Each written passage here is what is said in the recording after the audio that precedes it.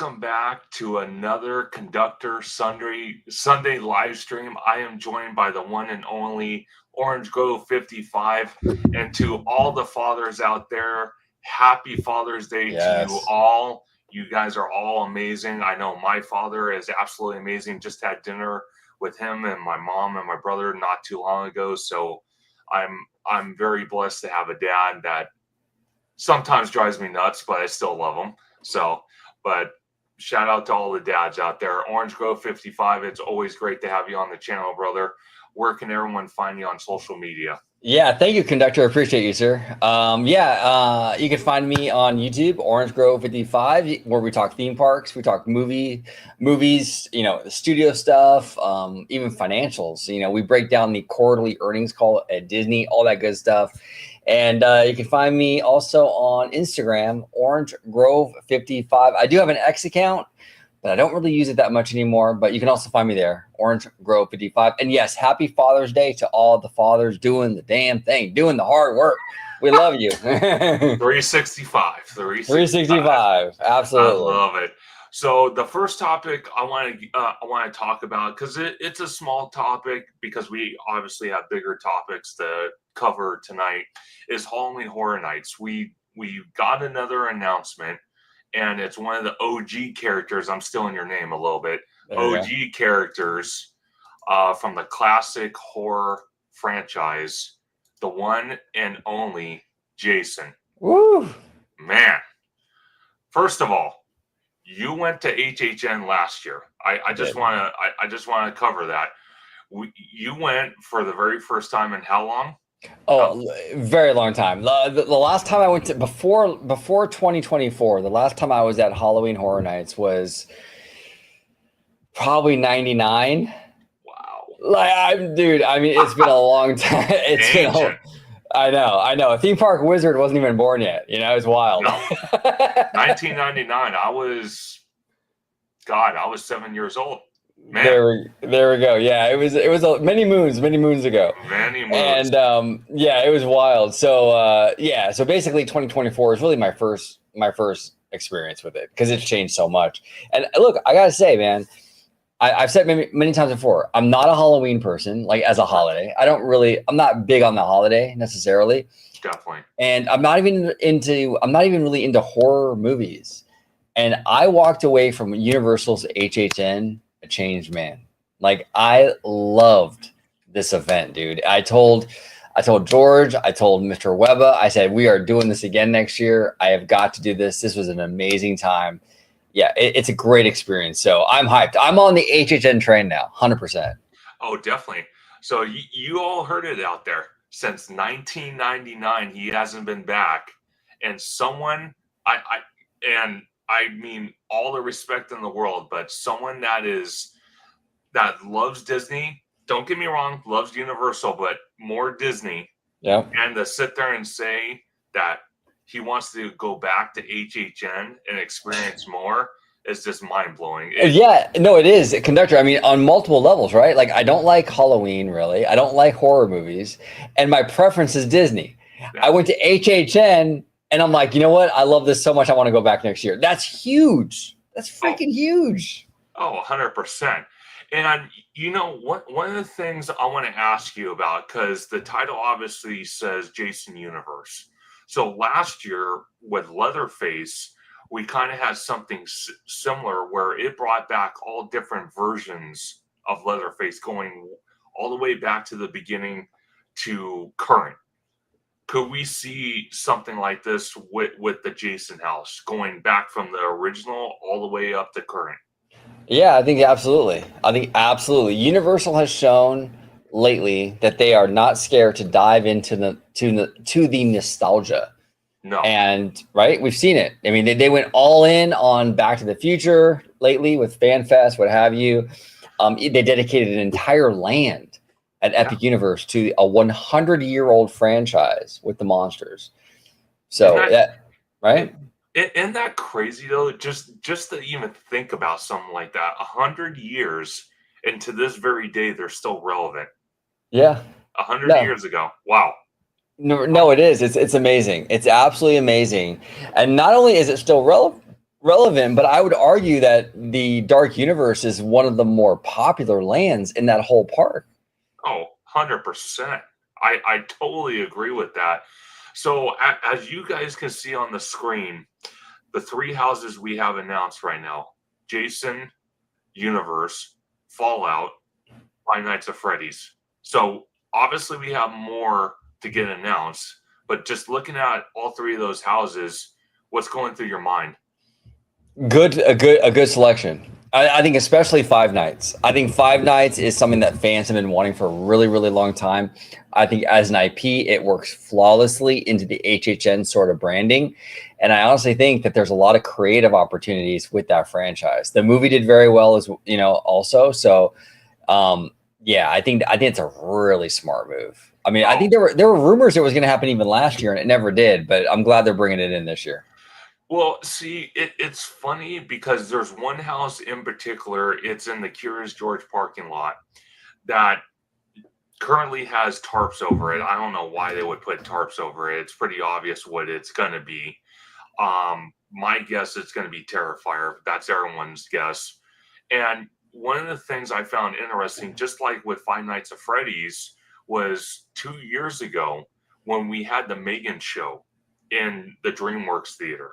And they had all the animatronics. And I'm not talking about replicas. I'm talking about screen movie used animatronics from Five Nights at Freddy, the very first movie.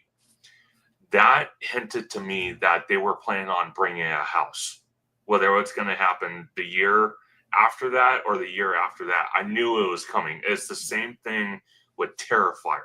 Yeah. Obviously that's going to get announced at some point, but Terrifier to me, because the main actor, I can't put my thumb on it, his actual name. I keep forgetting his name, but the actor that plays Terrifier, he was roaming around the entire weekend, opening weekend of HHN. And I ran into him multiple times with Tommy Toon World. Shout out to Tommy Toon World. But we ran into him several times. I'm like, me and Tommy are looking at each other. We're all like, this is not a dream. This is real. So as soon as I saw him, I'm like, yeah, we're getting a house based off Terrifier. We have to. We have to. Why else would he be there? Yes. There's a reason for it. There's a reason. There's no coincidences in this industry. You know what I'm saying? Oh, heck no. No.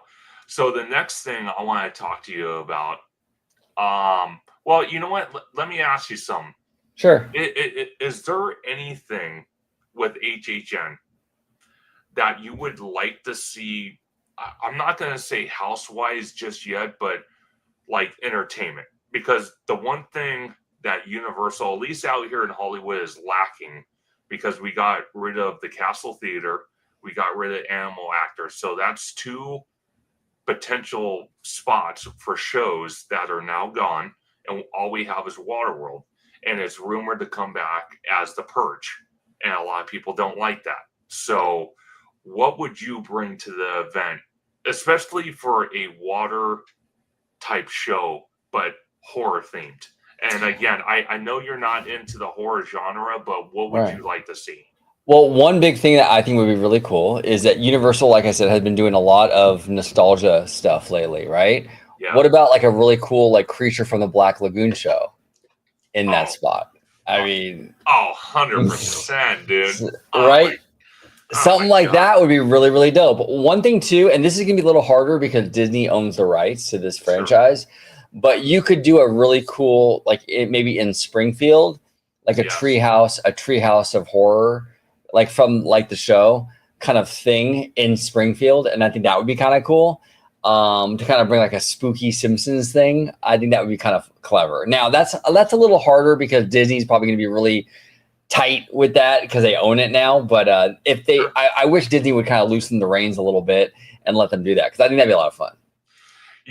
You know, it's funny you mention that, because the growing rumor is that Springfield is going to be behind construction walls starting next year.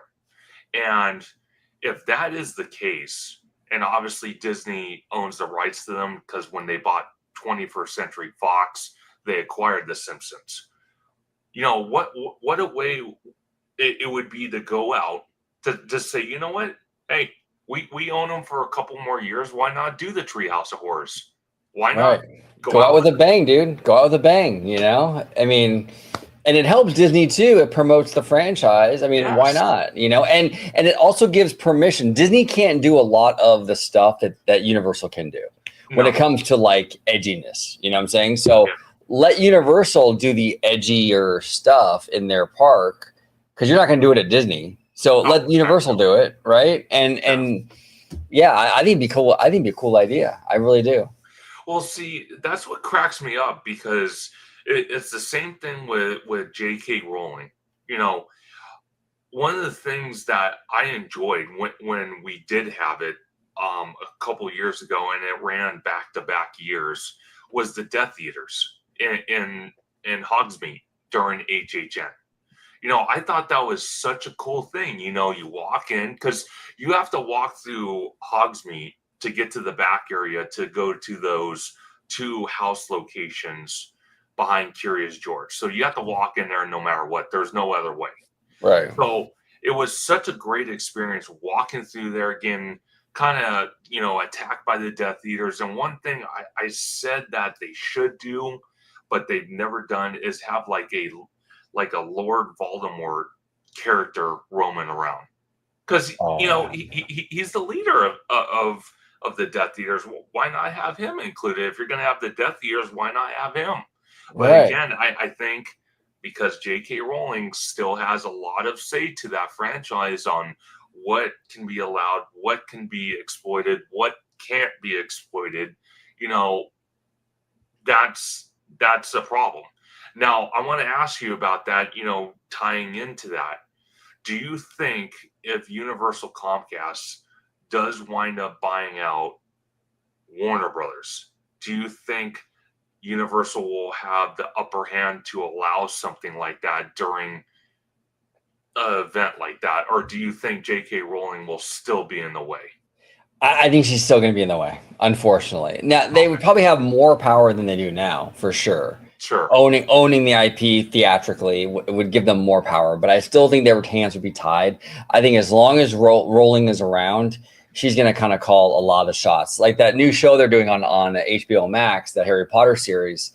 She's all involved with that. You know what I'm Yeah. saying? Like she's a stickler for this stuff. So I think as long as she's around, I think we're kind of stuck with her. Definitely. Well, see, it cracks me up too because one of the things what was going on in social media just recently was that the actor that played Draco Malfoy, which I found very interesting, he actually decided to come back and reprise his character in the Broadway show. So it Right. makes me wonder if this is a bigger, larger picture for him to make a guest appearance along with other, again, OG characters from the original series into the new TV series in HBO Max when that comes out. Yeah, it's a possibility, and not to dive into controversial waters. I'm not going Oh, to get too sure, much. I'm not going to get too into it, but sure. the actor, I think is Tom. I forgot his Felton. Tom Felton. Felton. Tom Yeah, Felton. Yeah, he's sided with J.K. Rowling with a lot of her opinions on sure. various political and human rights topics. Right, so he's like on board with the J.K. Rowling thing.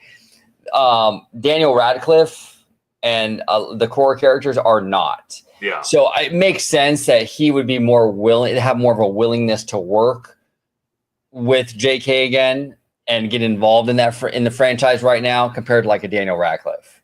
sure. You No, know, yeah, absolutely.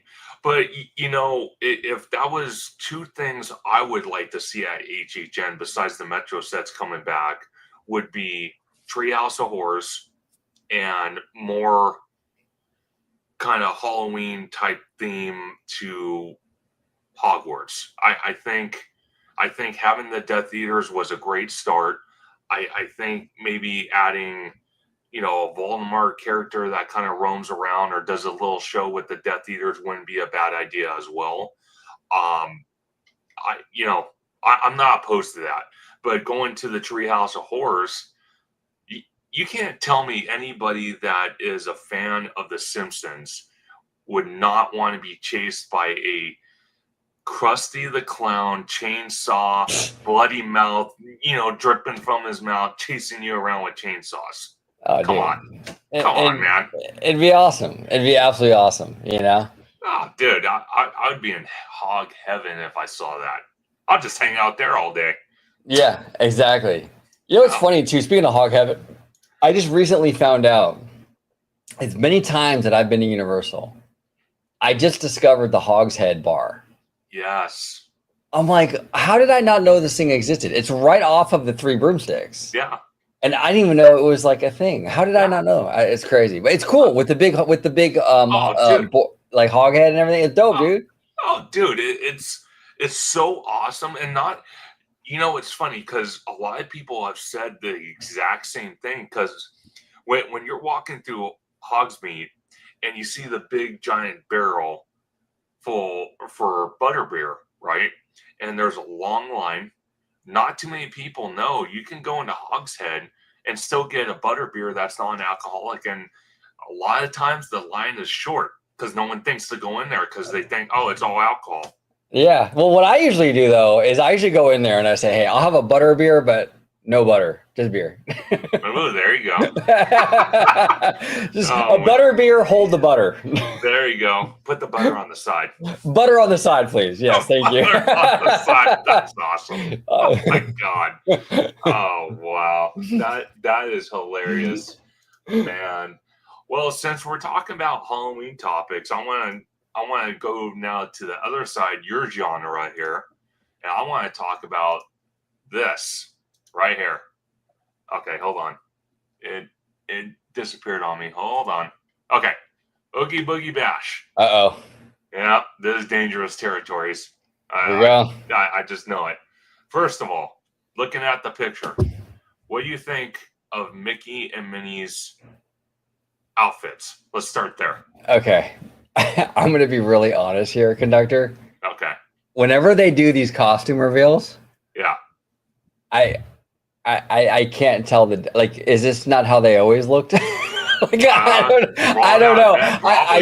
I can never, it always looks the same to me. Like, I don't know. Like, maybe I don't pay that much attention to these costumes, but sure. Yeah, I'm kind of like, I'm indifferent is what I am about it. I don't think it's a big deal. I've seen Mickey and Minnie in a million different costumes, a million different variations of Halloween costumes. And like, and I hate to sound like I'm down on Disney because I love Disney, but it's just like, it's just not that exciting, bro. Like it's another green and purple outfit that Mickey and Minnie's gonna wear for Halloween. Like it looks like a dozen other outfits they've worn. In my opinion, am I being too negative, or what do you think? No. See, it's interesting you say that because a lot of people, I know you and George have talked about it dozens of times. I've talked about it, whether it was on my channel or being a guest on your show, was that's the one thing people are always upset about, right? Even though people always buy tickets to this event because they vote with their wallet and they decide to buy the ticket anyway, right? Is that Oogie Boogie Bash always seems to be the same. And if there is any change whatsoever, it's so minor you can't even see it. You actually have to go on a scavenger hunt to find it. Yeah. No, exactly, dude. Exactly. And it's just like, okay, I mean, it's cute. I mean, they look cute, yeah, but is it enough to get me to want to go? I mean, and that's the thing. I've been to Boogie Bash now, I think 2 or 3 times. It's a fun event. But Definitely. My perception of Halloween events has changed so much since I went to HHN. I mean, when I say that, I mean, I'm serious. Like, I really do. Like, the HHN changed my perspective. Definitely. Like, this kind of event right here, Oogie Boogie, as a grown man, with no kids, I'm kind of like, oh, okay, nice, okay, yeah, let's go to HHN. I'm not really that impressed, bro. No. Well, because I've been to the event myself. This was years ago, though. I haven't been back since. What is, if you had to sum it up, what would be one thing you would change that could adapt not only kids, but also adults? so everyone felt like they can enjoy the event and it's not just kid related. Yeah, do some mazes. You know, obviously you can't go as hardcore as Universal does, right? You can't do Sure. like the Texas Chainsaw Massacre maze, right? Like obviously you can't go that crazy with Disney, but you can get, I think at DCA you have more permission, so to speak, to get a little Sure. edgier than they do. And I think that they should do that. Lean into it. Do a fun kind of edgier maze, you know? Think outside the box. I mean, look, if they don't want to give Universal the rights to The Simpsons, do the Treehouse of Terror or Treehouse of Horror at DCA, right? Yeah. Do stuff that's different. I mean, every year we get the same stuff. Yeah. It's the same stuff, man. I mean, it's the same thing over and over again. And I think people are kind of bored of it. Now, it's interesting, though, Conductor, how many, like, is this going to be the last one for a while? Because, you know, coming soon, by October of 2026, DCA is going to be well into a lot of construction. Yeah. So I don't know. I mean, are they going to put Boogie Bash on hold for a little bit? I mean, that's interesting. You know, I caught a little bit of our friend Mondo and Danny over there at Five Fires. They did a stream earlier today, and I can only catch a few minutes of it. But Sure. They were saying if it is the last Boogie Bash, whether it be forever or whether it be just for a limited time, you know, for a few years, Disney should definitely market that. And they said that on the stream, and they're absolutely right. Lean into that because you don't have anything else, Disney. Like you're not really. I mean, as far as I know, the Boogie Bash, the characters and all that are the same. Yeah. So at least if you're going to do something, lean into the fact that it's the last one for a while. You know. Definitely. Well, okay. So I want to ask you something because some of the things I see in DCA, especially with Oogie Boogie, is a lot of kid related stuff. And me and you both know that DCA, as much as it tries to cater to both kids and adults, and it does cater to the kids, don't get me wrong, but it's more on the adult side because, you know, you just look at it. You have the pier, you have all these restaurants that have alcohol, you have a lot of adult rides. Don't get me wrong, you have some kid rides, but what if they decided to split the baby in a way? What if they decided, okay, Disneyland, you know, Oogie Boogie Bash will be in both parks, okay? But what if Disneyland is more for the kids and they have plenty of spaces? They could probably use Tomorrowland since there's none going on there anyway. It's like a abandoned land still standing. And they could put a lot of the trick-or-treat trails in there and meet and greets and all that for the kids. And even in other lands as well. But then in DCA, they can kind of cater to the more adult type entertainment. But the ticket that you can buy is you can also do Disneyland. But for DCA, though, if you want to do the Halloween event, you have to be 18 years or older. What do you think about that? That's just a hypothetical. Again, I know what you were saying. I know what Danny and Mondo were saying because I kind of watched a little bit of their stream as well, talking about this subject. You know, this would be a great opportunity because you already have the infrastructure there for, you know, that adult entertainment, but you can also have, like you're saying, have a couple mazes and kind of like, you know, an Avengers campus. You can bring out, you know, zombie Captain America. You can bring out Moonlight. You can bring out some of the darker characters that maybe don't cater to the kids as well. Yeah, no, I agree with you. Lean into the fact that DCA is a different park. Yeah. It's not Disneyland. So Disney, you have more permission to get edgier. Not saying like you know, again, not saying that you should go blood and gore and all that, but you can go further with it than they currently do for sure. Definitely. You know what I'm saying? So they should lean into that. They absolutely should lean into that. Now, Albert Rodriguez, biggest shout out to Albert. Always good to see you. What Mondo was saying is the only way he would go back to Oogie Boogie is if they were promoting it as the last one. Yeah. I mean, I don't blame Mondo for that. I mean, I don't know if I would go back right now. I've seen the artwork, the promo poster and stuff. Is there anything new? I mean, that they're adding? It seems like all the same meet and greets and stuff. Like, is it worth was it $200 to go to this thing for the same stuff? I don't know. Like, yeah. you know, Don't get me wrong. Like, that's pretty cool, but I'm sure that's been shown on the castle before. Maybe a couple little new elements and whatnot. And you're talking, okay. You're talking also about the fact that they have to take down. Well, they were planning on taking down a lot of the 70th anniversary decor to dress the park for Halloween. Once Halloween's over with, obviously, then they'll put it back up. But what concerns me the most, and this is going to maybe affect Oogie Boogie Bash, it's going to affect the Christmas holidays, I think. Taking down the 70th decor and putting it back up, down, up, down, up, down, up. It's like, I don't know. Or do they just decide to leave the decor up and just add Halloween theme mixed in with it? Yeah, and maybe they'll have, it's a good point. Either they're going to take it down and put Halloween stuff in its place, or they're going to have new Halloween stuff themed to the 70th. So, like, it'll be 70 written in, like, some bones or something. Oh, definitely.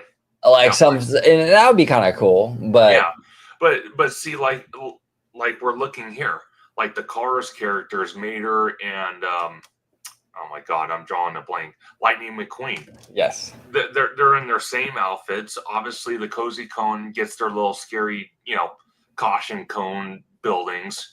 I don't see anything. Maybe the show. I don't know. I've never seen the show, so maybe it's new to me. But I don't know. Okay, I do have to admit the food and drink actually look pretty decent. Yeah, I was gonna say the most interesting thing I've seen so far are those jalapenos. Oh man, George would be drooling right now if he saw. Man, that looks good, man. That looks really good. Okay, know. So they do have some Halloween decor. I do like. I don't know. I can't really see that jersey, but they do have some decor, which is it's okay. It's not mind blowing to me, but okay. So have you seen this before? What is this? This is in downtown Disney. I don't remember. Yeah, I don't remember seeing it either. I actually really do like the Pluto. I think it's a good figure, right? That is kind of cool. I've never seen that before. Yeah, me neither. I like that. I like that a lot, actually. That's cool. So I want to ask you about this, Goofy's Kitchen. Because I've never been there, and if I have, I can't even remember it.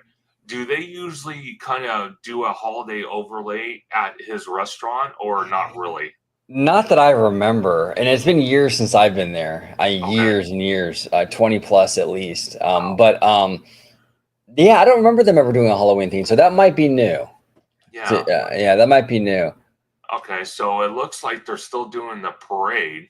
They got the Coco stuff, which is cool because we're getting Coco kind of in that area. It kind of makes sense that they kind of want to get people accustomed to the idea of more Coco back there, which makes total sense. I get that, and the Coco stuff I think works really well. Oh, definitely.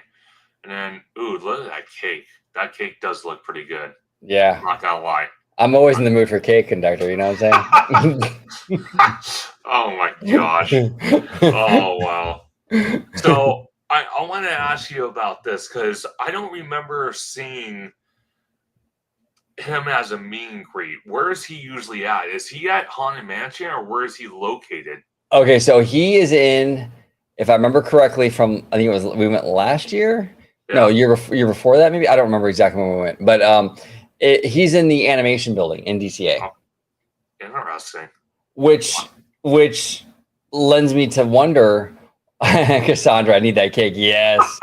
we love our cake. You know what I'm saying, Cassandra? We love our cake. We're cake people here, But no, which makes me wonder though, how that's going to work. I mean, once they start digging into construction for Pandora, which we're assuming is going to start sometime in early 2026 because Monsters Inc.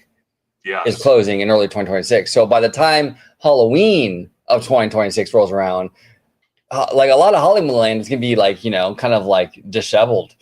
Is it gonna be feasible to have that thing in the animation building anymore? I don't really know, to be honest. Probably not. I would guess not. I would honestly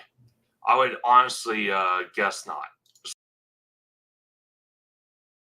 See, but I don't know. I'm kind of 50-50 about it because I've gone back into, believe it or not, I've gone back into Not Scary Farm, because Not Scary Farm, don't get me wrong, I think for me HHN is like #1 in my book, but Not Scary Farm has really come a long way, especially since they did the 50th anniversary a few years back with Not Scary Farm.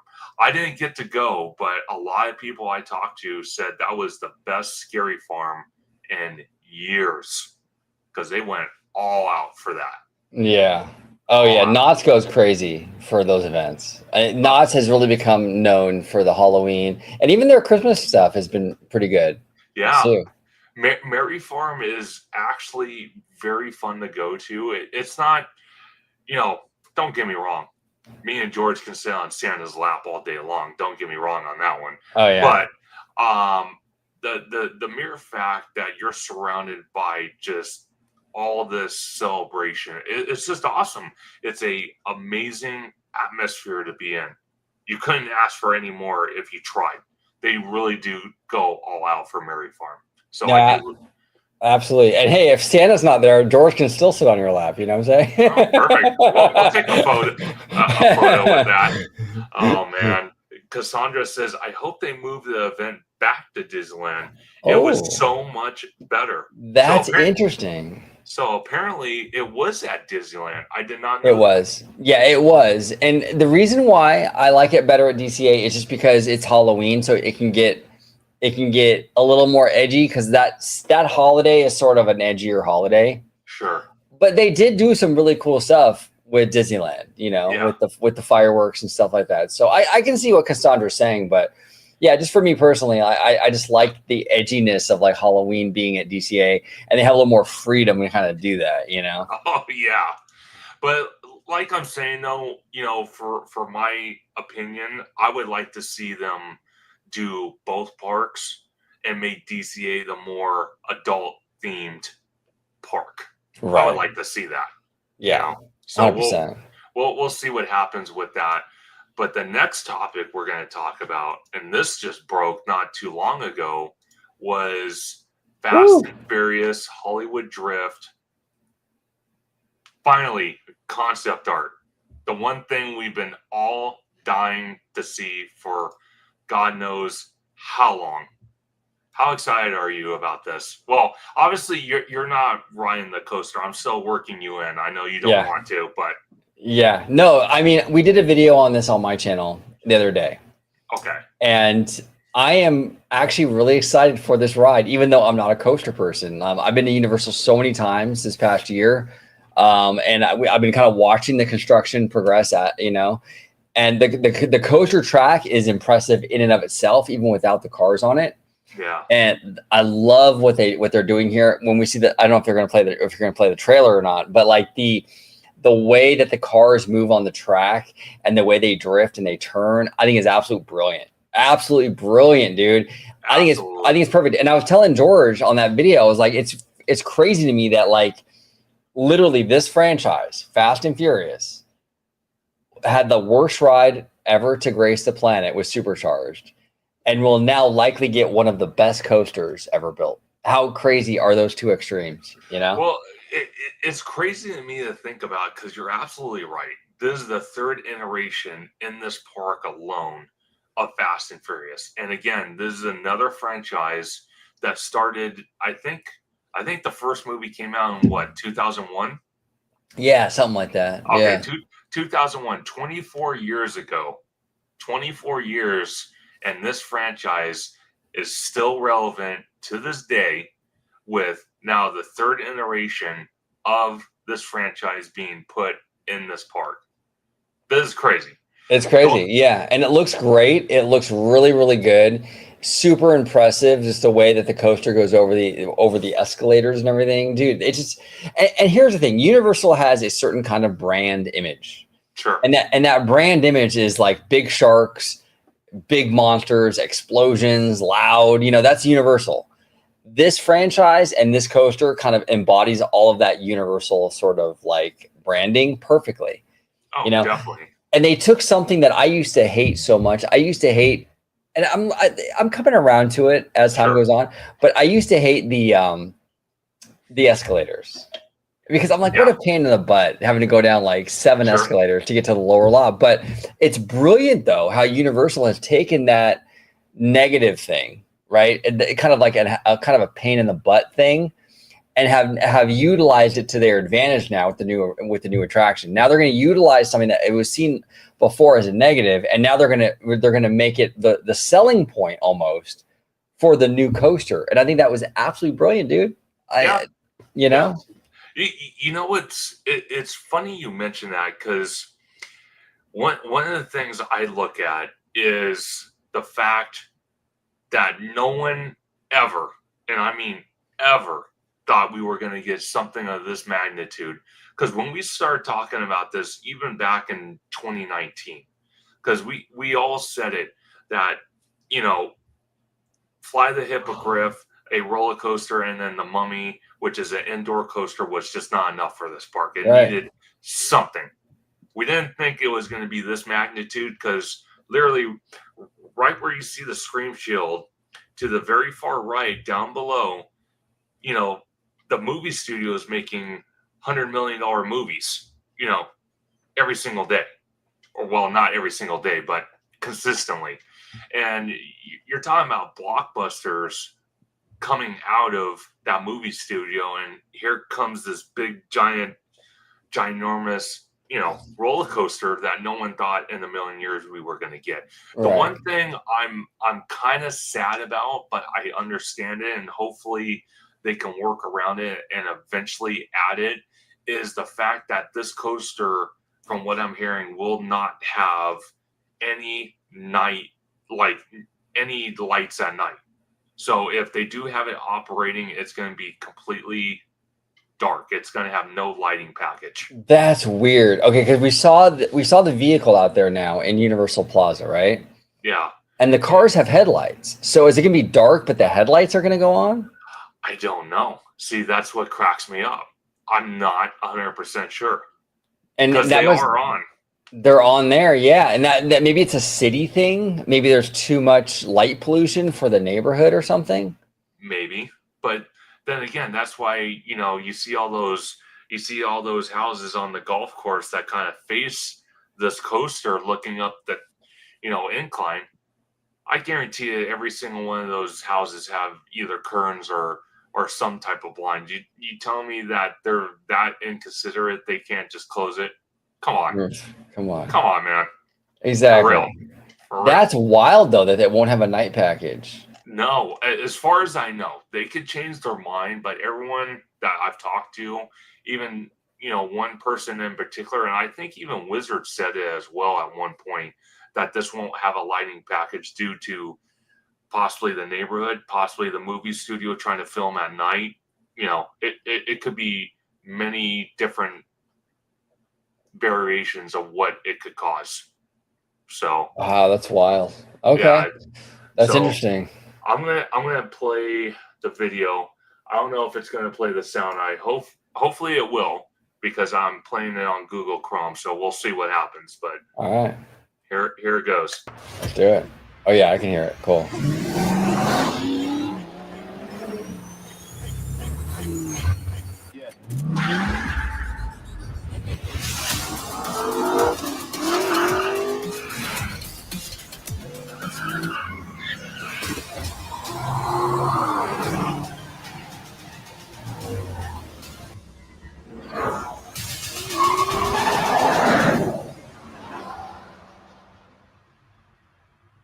Okay, dude, I have to ask you some. Let me go back real quick, because they see if I could find it real quick. Oh, I just had it. Hold on. I missed it. Hold on. I'm trying to find that iconic shot. Okay, right there. So you were saying about the escalator. So imagine people, even though you have a glass dome above the escalators, but then right above that you have these people going over the escalator screaming. Does that not entice you to go like see that? Oh yeah, dude. Yeah, I don't even like roller coasters. I'm looking at this screenshot and it entices me. Like I'm like, I don't know. I might have to do this. I don't know, man. It looks so cool. It looks so Come cool. on, do it one time and say you did it. Come on. Yeah, you know what I'm saying? I'll sit next to you, bro. We'll do it. Let's do this. Perfect. You can Let's do it. You can Let's do it. Well, it'll be you, me, Wizard, George. We'll just take up the whole car, bro. Let's do it. Heck yeah. Oh my god. And then this was the reveal video of the coaster or of the vehicle. I'm gonna speed it up a little bit. Coaster movie with a full Amity Island celebration, and for the first time ever, Toothless right over. Other special guests joining us. Fast forward. Ahead on something serious. And this will be our first ever high-speed outdoor roller coaster, and we cannot wait. This ride will rocket guests 72 miles per hour along 4,100 feet of elaborate track in a fully rotational ride vehicle, creating the seamless sensation of drifting cars. That's so cool. Now, while construction continues, we want to give you a first look at one of the roller coaster's ride vehicles, modeled after Dominic Toretto's 1970 Dodge Charger. I got one question though. Are you ready? Woo! We've been through this. Come on, are you ready? All right, then let's shift your focus over here and count it down so we can check it out. 5, 4, 3, 2, 1. Look at that thing. That thing is absolutely beautiful. Oh, dude, it looks like a real car. That's the thing I love about it. It doesn't look like a theme parky car. Like it looks like a real freaking car. It's awesome. That is, and you know the best part about this whole thing, about that being there, that's going to be there all summer. So if people haven't been to the park like myself and seen it in person yet, that thing's going to be there all summer because of the mega movie celebration, you know, the summer event that's going on. And to see this thing, man, I don't know. I would wait 3 hours just to say I rode Dom Toretto's Dodge Charger. I'll do it. Yeah, I'm really curious to see how this coaster feels. Because like, you know, it's you're in a car, you're not in a typical kind of coaster vehicle. You're spinning. It's a different kind of experience, man. I'm curious to see how that translates, you know? Definitely. And again, like we talked about with the lights, I don't know how bright the lights are going to be, like the headlights. So maybe there is going to be some type of light, maybe just enough light to illuminate the track as it's going in front. But I don't think it's going to have like a lighting package that maybe like Velocicoaster has in Orlando. I don't know. It's up in the air. Yeah, it's up in there. I would like to see, personally, I would like to see a lighting package, because the way I see it is right now Universal is a half-day park. Yeah. The second problem is it closes early because there's nothing enticing people to stay.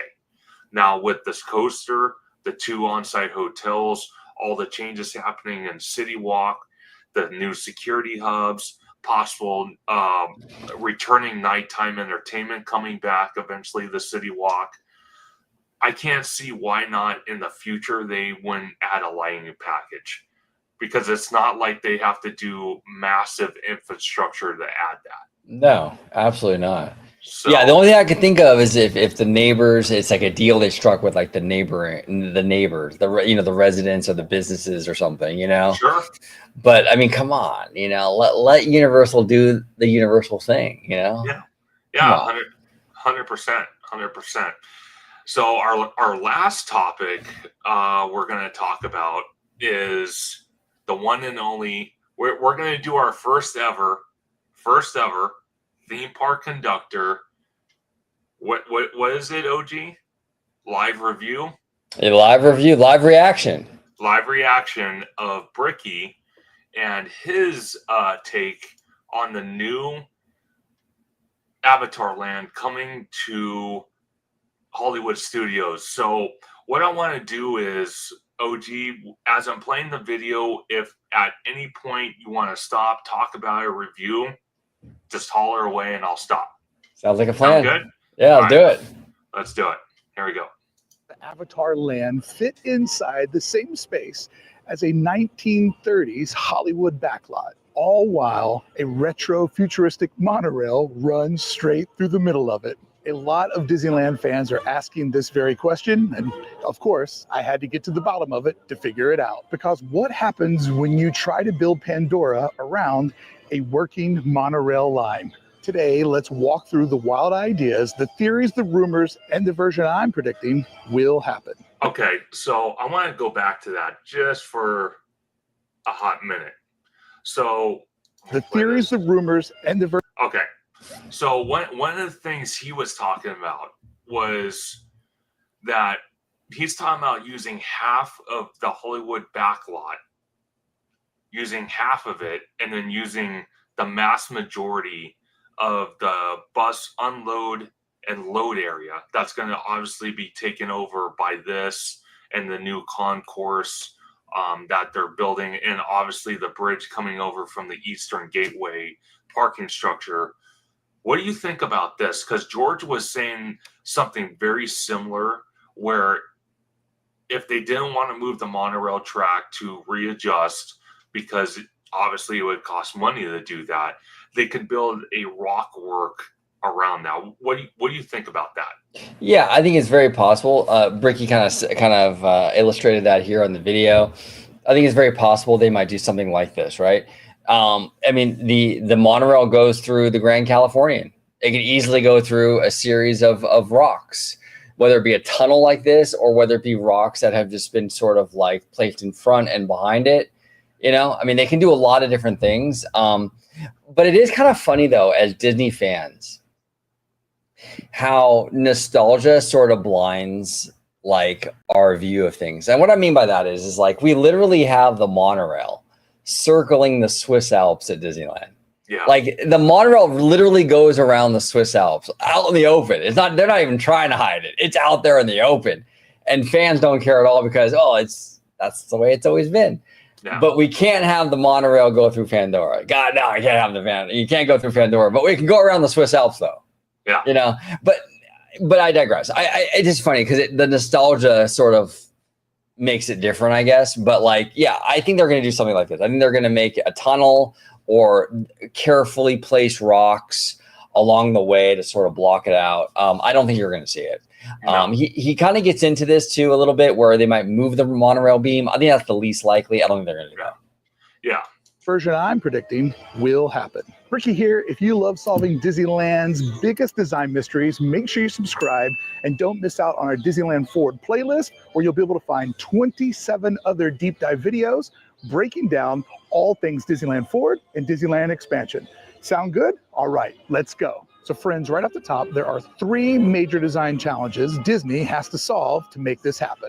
The first question is, how do you blend the Avatar land into the existing Hollywood land? We're going to figure this one out because it's going to be a delicate task to go from Art Deco sound stages to a glowing alien forest. What has to go away to make room for it? Every new land comes at a cost. Oh, of course. There we Retro? go. Speaking of Have mercy. Of course.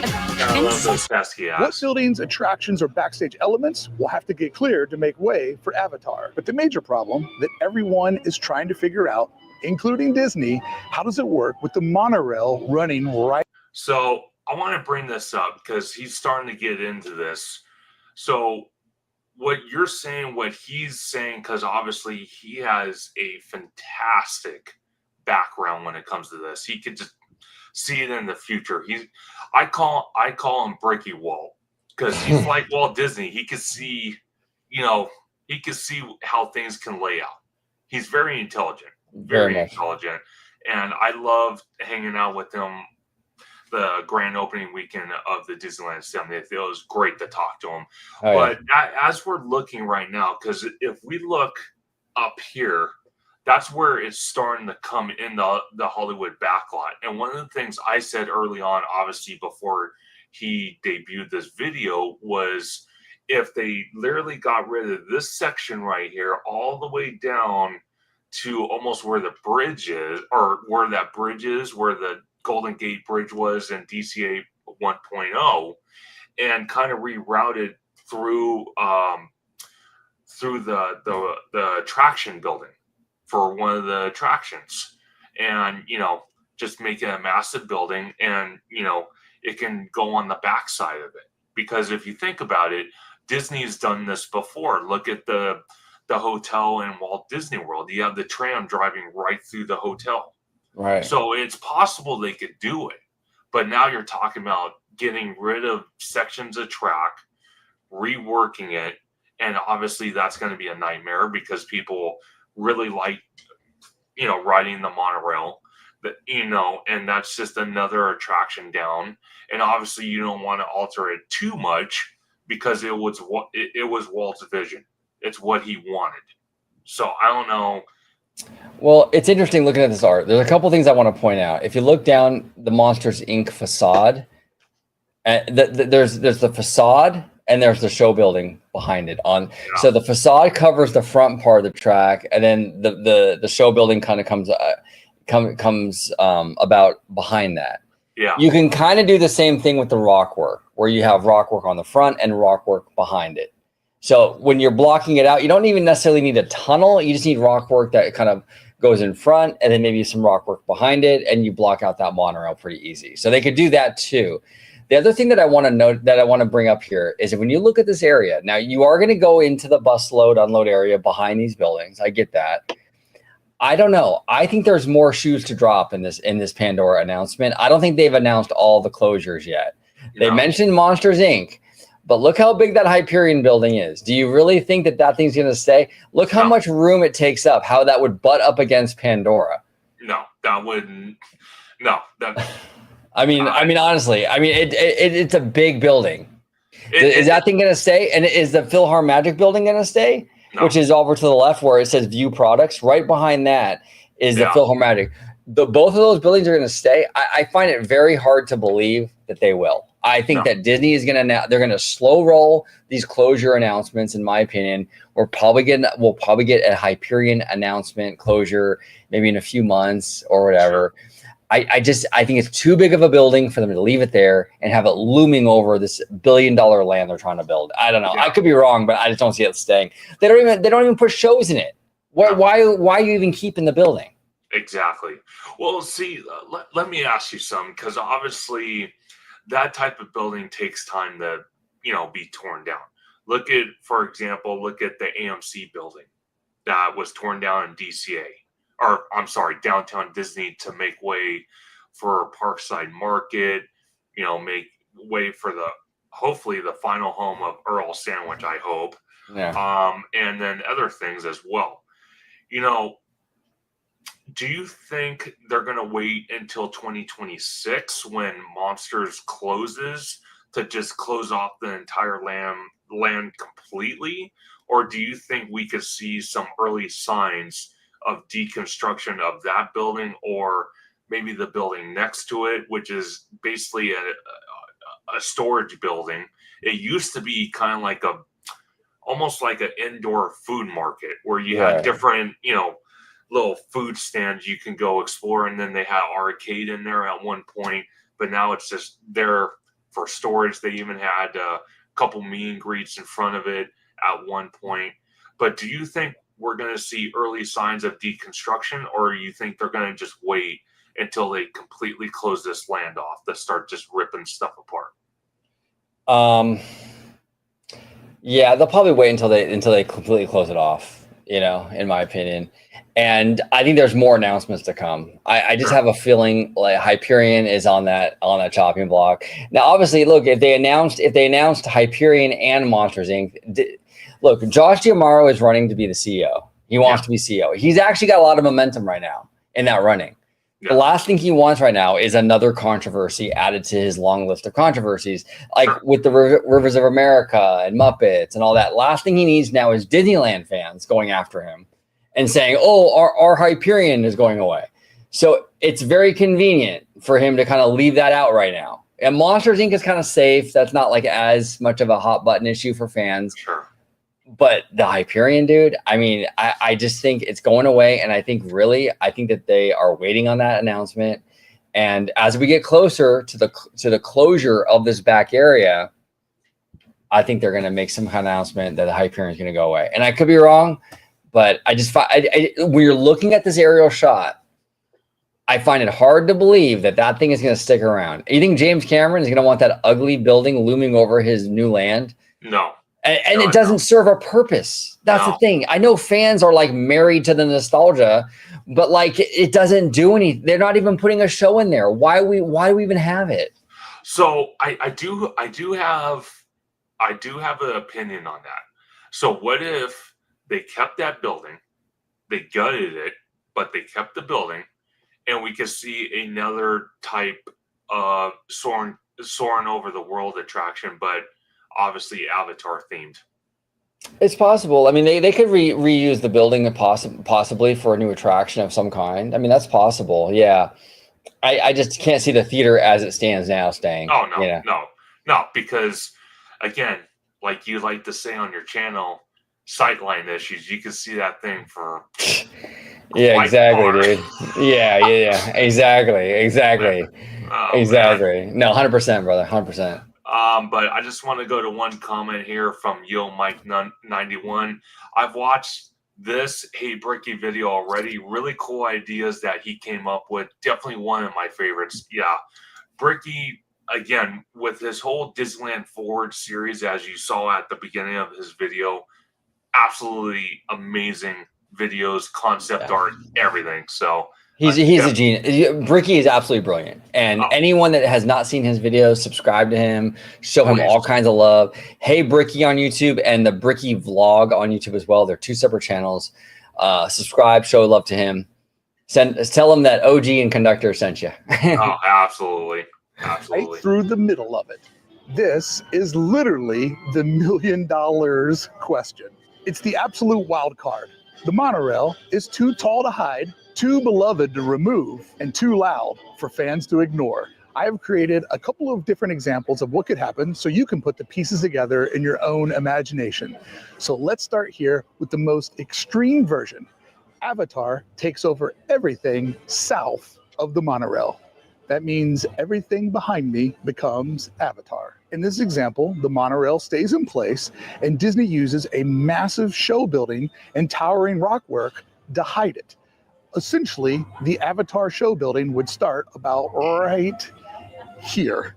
But in this version, we would lose nearly all of Hollywoodland. And I'm talking about what's over on Hollywood Boulevard as well. If Monsters, Inc. sits exactly where the new show building would start, which means the Hollywood courtyard that I'm standing in the middle of would become a body of water, meaning the new land would have to start somewhere around Off the Page and Award Wieners. This area is where the transition would have to begin.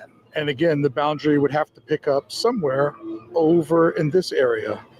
And that means two fan favorites, the Animation Academy, and yes, the Hyperion Theater would have to go away, or at least get a massive retheme and design overhaul, and the entire backlot infrastructure gone. This version isn't a gentle remodel, it's a total and complete wipeout. All of this gone in the name of Avatar. If everything is placed south of the monorail, then that means that the Avatar land would have to start somewhere directly behind me. This is the most ambitious version of what they would be willing to sacrifice to bring in Avatar to Disney California. If you could pause it real quick, Conductor. Yeah, absolutely. Except for that. Yeah, he says willing to sacrifice and stuff, and it's like I'm willing to sacrifice all that stuff. Yeah. I don't see much there that I'm mentally attached to at all. I mean, I see a Hyperion building that's been empty for like 2-3 years. I see the the store off the page, which that merch you can move to any other store in the resort. It doesn't really matter. Exactly. What exactly is here that we all need to save so bad? Nothing. Yeah, for me, I mean, I'm good. Yeah, bulldoze it. Like, I don't really care. I mean, there's nothing here. I mean, even Tomorrowland with honestly, like all of its problems, at least it has some stuff in there that you're like, okay, you can make the argument for or against, right? Like, for example, obviously Space Mountain, no one wants to get rid of that, you know? So you have one of the most iconic rides there. You got Space Mountain, but then you got the Submarine Lagoon, which you can make cases for and against because it's a body of water. It has a lot of aesthetics. Cool, you know? Even Autopia, it's a waste of space in my opinion, but it's an opening day attraction. There's value there in that, right? You can make the case, but with this stuff, there's no case to be made. I mean, the off the page store is literally a lot of expensive merchandise they can literally put anywhere else. The Hyperion is dead weight. There's nothing in there now, and honestly, that doesn't look to be anything going in there anytime soon anyway. So get rid of it. Like why? Like why handcuff the creatives with Pandora for stuff that doesn't even really matter? You know what I'm saying? Yeah, and the Hollywood backlot is one of those perfect examples, like you said, with Tomorrowland, because Tomorrowland has its own issues, but it has some stuff to still attract people. This right here has one thing, Monsters Inc. That's the only thing going for it. Obviously, next to Stage 17, they have a Visa, Chase Disney card meet and greet, which is basically either meeting Minnie or Mickey or Goofy or something like that. Basically you can meet on Main Street at, Disneyland. You don't need to have a Visa card, thing for that. So there's really nothing going on for this land. And like you said, down Hollywood Boulevard, off the page, like you said, you can move all that merch to somewhere else. The Disney Academy, though, it does have different venues in there. So that might be a hit or a miss. If the animation building? If people are going to like that or not. That's true. That's probably the biggest loss, to be honest with you. That's the animation building, probably the biggest loss. 100% agree. Definitely. Scenario, if everything were to happen south of the monorail, that means that I'm standing inside of the new Avatar body of water. And this would change everything, because essentially that would mean that every building that touches this cul-de-sac, all of these would have to get re-sculpted to sell the story of standing around this new body of water. And do I pray? I mean, I pray that it's a perfect excuse for PhilharMagic to just quietly go away. Essentially, I think it will go away. I do. Of the new concept artwork. But let's step over to where the guests in the concept artwork are placed with this layout, because this would require so much destruction to get right where we see the guests. And it goes on the other side of this facade, placing those folks about right here in that composition, which then it doesn't take a fool to know that this building right here isn't going to match. It's not going to stay. That would also mean that the theater behind me would have to go away, because it couldn't be standing right on the edge of the new Avatar land. For longtime fans, this is the worst case scenario by a stretch. But here is the good news. This version would wipe out too many iconic pieces of Disney California Adventure. And that's exactly why this version isn't going to happen. I think you swear. Pause it. Now let's look at real one quick. of the most popular. But see, I mean, it's icons for the sake of just being an icon. If the building isn't doing anything, and Disney has no intention right now of putting anything in that Hyperion, it's an empty building. Like I mean, I don't know. I don't know. I don't know. I mean, like for me personally, I think I'd rather have a better DCA than just have the symbolism of like this building has been here since day one. Sure. Well, in my opinion. I don't know. Well, see, jumping to Universal for a second, because they've been talking about a lower lot expansion, and you got all these sound stages that are used by movie companies and whatnot. If they're slated for demo and the sound stages aren't being used, but yet you want to build more theme park, then what's the purpose of those sound stages to sit in there? Right. Just to say, oh, they were there on day one when Carl Lemley was alive? Yeah, I know. You know, I know. I understand, but come on. You gotta have progress in this place. DCA is a weak park compared to Disneyland. Yeah. And this area is the weakest part of the entire park. Definitely. And the Hyperion is a total eyesore. And it's been an eyesore since day one. And at least before, it was an eyesore with a purpose. Now it's an eyesore with zero purpose. It has 0 point of existing at this point. And definitely get rid of it, in my opinion. Yeah, bulldoze please. it. If you got to take it all out to build a better Pandora, I'd rather have the better Pandora. Hey, you know, in my opinion. Hey, so we'll actually get an attraction when we're all kind of standing up, probably about a good 50 yards away, watching it be deconstructed. That'll be an attraction in itself. Oh yeah, dude. We'll get our popcorn out. We'll watch it. We'll make a watch party about it, dude. Yeah. Theories. I'm not exactly calling it popular. What if Disneyland were to remove the monorail from the northern side of Disney California Adventure? I've seen this concept pick up a little bit of traction. People think it's pretty simple. You just reroute it out of this edge of DCA, push it over to the Esplanade. Disney does have an opportunity when everything behind me gets removed to reroute the monorail over the Esplanade. Essentially, dual parallel tracks running through the grand entryway to both parks. But it gets very, very tricky because DCA only has so many access points that the monorail could pivot back to for a straightaway to go through the Grand Californian Hotel. And I understand why people are excited about this theory. It clears up the entire space behind Hollywoodland, and it opens up the perfect footprint for Avatar. Fans love this idea because in theory, it solves so many of the problems. No more design clashes, no height clearance issues, no forced compromise, but there is one problem, or shall I say, a lot of problems that compound into one major problem. Beyond this point, it can't cross through Buena Vista Street. It's too tight around the Soar and Show building, and you have to get back on a straightaway in order to go through the Grand Californian. Now, I want to stress for several reasons, this is like very, very on the outer edge of what's possible, just because the swing that the monorail would need to connect back at this point and then to be able to maneuver straight to go through the hotel is like just on the absolute. At SeaWorld, we don't just take you close to animals, we take you beyond the glass behind edge of what's possible. But I always like to show you all the options to help you dream a little more efficiently and imagine in your mind the whys and the why nots. And I'm placing this definitely much closer to a not than something that could be possible. So to pull off this replacement, somewhere behind me, this building would have to get destroyed, resculpted so that the monorail could swing back into DCA to align with the Grand California Hotel. Now, the distance between this location and the Avatar story points, it's not far enough for a fully exposed monorail.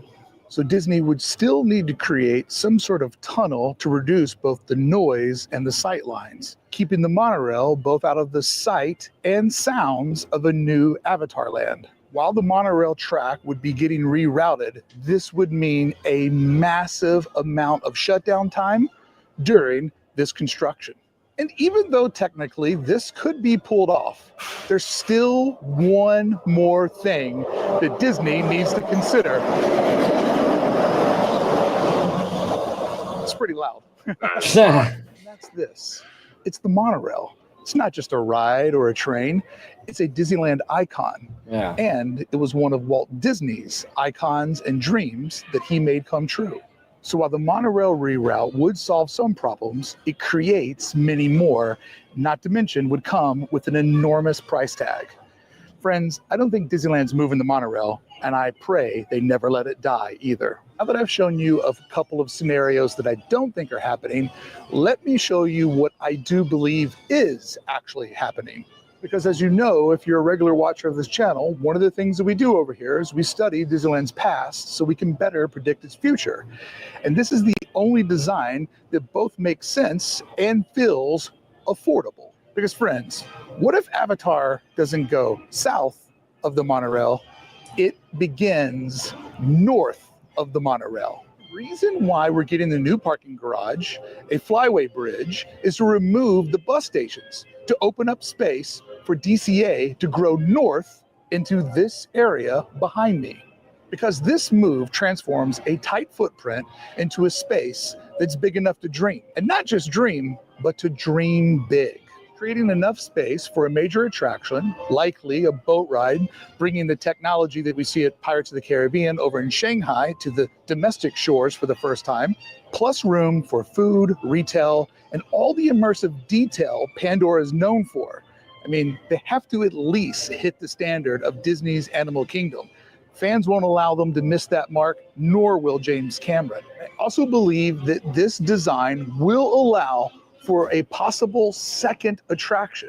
It'll probably be a simulator attraction, which could be a ride or an experience style show. But I do believe this gives them room to build a lot more than just one boat ride. Because after all, with Monster Inc. going away, they're going to want to bring in at least more than what they got rid of if they're going to spend all this money. And this layout keeps the monorail exactly where it is. No rerouting, no loss of Hollywood Boulevard, and no loss of major theater casualties. Hyperion, animation, those both stay. Because what if the monorail becomes the narrative boundary? The edge where the natural world of Avatar meets the park that would take over the Hollywood courtyard. This would be where Avatar begins. And passing through the monorail could make an amazing experience. So I want to ask you something he just said. Looking at this concept art, obviously this is further in the video now, but looking at the same concept art we started with, he was actually advocating, well, I wouldn't say advocating, I shouldn't say that. He was actually saying to not get rid of the Hyperion. So if they don't want to use the Hyperion for Avatar or anything Avatar related, could that space be acquired by Avengers Campus? And could we get another e-ticket attraction in that footprint? That's very possible, because if you take that space and use it for Avengers Campus, you can redesign the building to make it fit with Pandora next door better too. Yeah. So yeah, that's a great point, Conductor. Whether it becomes part of Pandora or whether it becomes part of Avengers Campus's future, the Hyperion isn't staying as it is. And I don't care what Josh D'Amaro says. I can tell you that. I can tell you right now, they have plans for that building that they haven't announced yet. I can tell you that right now. There is no way they are building this massive Pandora and having that ugly, boxy building with nothing in it sit there and loom over James Cameron's new land. It's not going to happen, dude. It's not going to happen. They're going to get rid of it. Yeah. And one way or the other, whether it's Marvel, whether it's Pandora, one way or the other, it's going away. Yeah, definitely.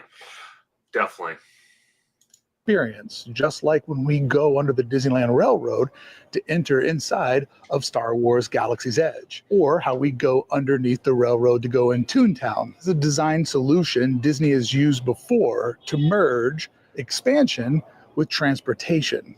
And the best part is it'll be hidden behind a beautifully sculpted Pandora carved wall, alive with glowing bioluminescent plants, embedded story details, and a breathtaking reveal as you walk through a keyhole-style entrance into the West Coast version of Pandora. This wouldn't be a compromise, it would be beautiful. And in this scenario, the monorail would then in turn go through this Pandora-style rock wall. One side, rockwork that's reminiscent of what we see around Southern California, but then once you pass through its keyhole portals, the other side takes you into the world of Pandora, while above you, passengers on the monorail will go through a dark tunnel. An example of how this could work, imagine a monorail running right through that rock wall, that rock bridge, while you pass through this opening to go into the Hollywood Park or into Pandora. And then again, from this side, you can easily see how a land bridge. So obviously they've built this for Cars Land, they can they know how to build it, so they can obviously put the monorail in this thing, at least the track. Yeah, they could. No, this is brilliant. I love what Bricky did here. This is absolutely brilliant. You can definitely do that. You can definitely put that monorail in a tunnel, a rock tunnel, basically. Definitely. You know, yeah. And if you look at this shot, you can see how good Disney has been before with the forced perspective. So when people say, "Well, I don't know," I mean, you know, Pandora looks so big. Yeah, it looks big. And it is big, but it's going to look bigger because of the forced perspective. Just like Cars Land looks bigger. Oh, yeah. There's a lot of sightline tricks they can use to make things look even bigger than they really are. So they can fit more in this Hollywood area than we think. Definitely. And then I'm going to kind of fast forward the video. Of course, you get that. But there's one thing he starts to talk about. I really want to get your opinion on. This right here. So let me pause it and then unmute it. I want to get your opinion on this. But sure, much less darkness than passengers of the Disneyland Railroad experience. Meanwhile, the current Hollywood backlot courtyard transforms into a Hollywood garden, a lush new zone tucked just behind Hollywood Boulevard, where Animation Academy and the Hyperion Theater will remain. So looking at this, and then obviously you see the entrance into the world of Avatar. What do you think about this? Well, I think it's a clever idea. I do think it's clever. I just don't think this is the direction they're going to go in. Yeah. Yeah, I can't see them doing it. I don't know. I could be wrong, but yeah, I don't see. I don't see them putting this much effort into keeping the Hyperion and putting all this work in to make sure the Hyperion sticks around and to tie it all together. I think we're going to see some other. I think there's going to be some other transition from the main road, Hollywood Boulevard, to Pandora. I don't know what that transition is, but if I was a betting man, I think it's probably going to be. Look, Avatar has a military element to it. Sure. When you go to the Animal Kingdom, there's military props everywhere, mech suits and all this stuff, right? Sure. It's probably going to be more military, kind of barracks or whatever towards the Hollywood side. So you kind of ease into you go from the urban Hollywood into the military barracks, and then you ease in from the military barracks into Pandora. I can see something like that. I just can't see them doing a whole little courtyard to kind of keep the Hyperion and stuff around. I could be wrong. I don't know. I just don't see it, but we'll see. Maybe he's right. Maybe that's what they'll do. But I feel it's going to be either some military thing. Also, another thing we don't realize, a lot of fans don't know, is that the Avatar, this land is based on the next 3 movies. Yeah. So we don't even know what this next movie is going to be about, Fire and Ash, because James Cameron is very secretive. But then there's 2 more movies. There's 2 more movies after this one that we don't know the storylines to. That's also taking that this land is going to take inspiration from. So there might be an Earth element in these movies that we're not even aware of. And if we don't know what these movies are, like what's in these movies, it's really hard to predict what angle they're going to go in with this, because there might be there literally might be a Hollywood link to these movies in like the next sequel or 2 that we don't know of. And then that the whole thing makes total sense, but without knowing what those new movies are about, it's almost impossible to kind of gauge it, Well, let me ask you this, because one of the things I heard, again, it's just a rumor. Obviously, we have concrete evidence we're getting to hear. It looks like in the Hollywood backlot, that's where they want to be at. One of the things that was brought up, and I don't know how true it is, but Disneyland Paris was supposed to get a Avatar land.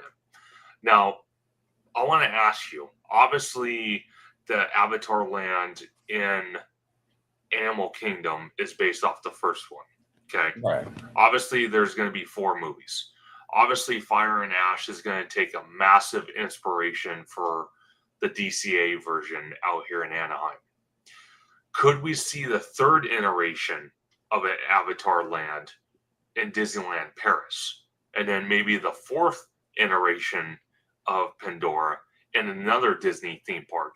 That way, it entices people to go to each theme park and experience each different version of the land and get a total different experience instead of the same experience at any park, because that's the problem we have right now with Galaxy's Edge. Right. And not only is that possible, I think it's likely. I think we're going to get multiple Avatar lands. And one of the big reasons why is one of the most controversial acquisitions Bob Iger made was buying Fox. I mean, Pixar, Lucasfilm, Marvel, those were far less controversial. Not only less controversial, but they were seen as major wins for Bob Iger. But Fox was the one acquisition that the industry was like, I don't know, Bob. That one's a little bit tough because it was a $70 billion price tag. It was like $50 billion once they sold the sports assets and all that stuff, but it's still a pretty hefty price tag. Well, how do you justify a big price tag? Well, you utilize the properties more. So they're gonna want to utilize Avatar a lot. So Bob Iger can say, yeah, we spent $50 billion on Fox, but look, we got 4 Avatar lands out of it, right? We got this, that, and the other. It justifies the purchase. Definitely. So you're 100%. Well, I think we'll see an Avatar land in just about every resort. I really do.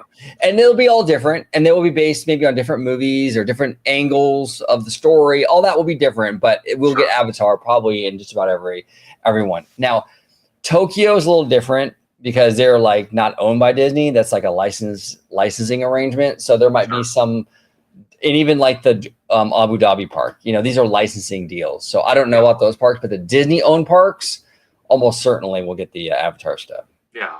And, Disneyland Paris is actually on that list as well. Yeah. Run by a third party. So if they used to be, but now they're owned pretty much fully by Disney. Oh, okay. So see, I didn't know that. So it's now more enticing to have Disneyland Paris part of that bubble. Yeah. To have that Pandora park. Absolutely. So with looking at the courtyard, because don't get me wrong, it looks absolutely beautiful. Right. It looks like a relaxing place just to kind of hang out, chill out, maybe grab some lunch from a nearby, spot and just go enjoy lunch and just kind of recharge.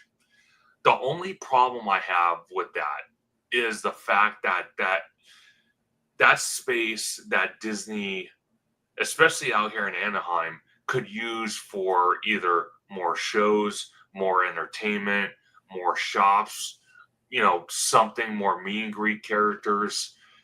And I don't know if putting a green area like that and making it such a big space like that would be smart or would be not smart.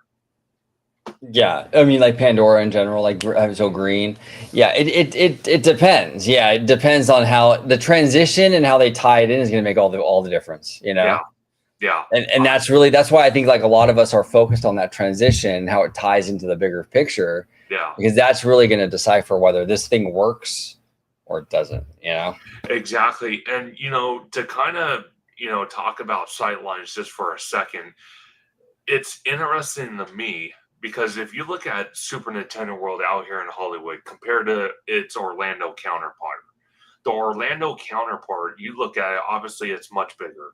Obviously it's kind of sunken in, so you don't see the surrounding buildings, attractions, all that stuff in that land when you're sitting in that land. Obviously Hollywood, you can see the big giant Comcast tower. like you're saying, if we're in Avatar, looking at the Hyperion building, you can see that from that land. Doesn't matter how high they make the entrance walls, you're going to be able to see that. So I 100% agree with you. Like you said, whatever Josh D'Amaro says, I honestly think they're going to get rid of that building. Now, whether that footprint goes to Avatar or it goes to Avengers Campus is another question. 100%. I completely agree with you. So, yeah. But Orange Grove 55, it was a great conversation. I love doing these with you, and I can't wait to do more with you. And obviously, we'll have George on, we'll have Wizard on, Tommy Toon World, all that. I think I'm going to pull a page out of your playbook and start doing some reaction videos. I think you should. This was a lot of fun because Bricky is a great example of doing that. Because, like you said, even he said in his video, he gives all the angles, whether it's right or wrong, and gives you the opportunity to think it out. He doesn't just say, okay, this is the one option, this is it. He gives you all options. And all options. No, 100%. No, that's why I love Bricky's content. I mean, I really do, because he really opens up the imagination. He really does. You know what I'm saying? I watch his stuff and my brain just starts to go in 1,000 different directions. I'm like, oh my God, this is so dope. This is so cerebral, you know, I'm tripping here, you know, I love it. So you should do more reaction videos, Conductor. Sure. I would say do it, man. Do Bricky reactions, do fresh baked reactions, you know, and because I think it's fun. And I think it really adds to the conversation, the nerdy conversation. Sure. And, you know, we know these guys in real life. We know Dave from Fresh Baked. We know Bricky, and they make phenomenal content, and they support content creators like us coming in there and sort of trying to get the conversation going on top of what they created. You know, it expands everything. It gets the community more involved when other creators are reacting to it. So I think it's a good thing all around, brother. I think you should absolutely do it. I say 100%.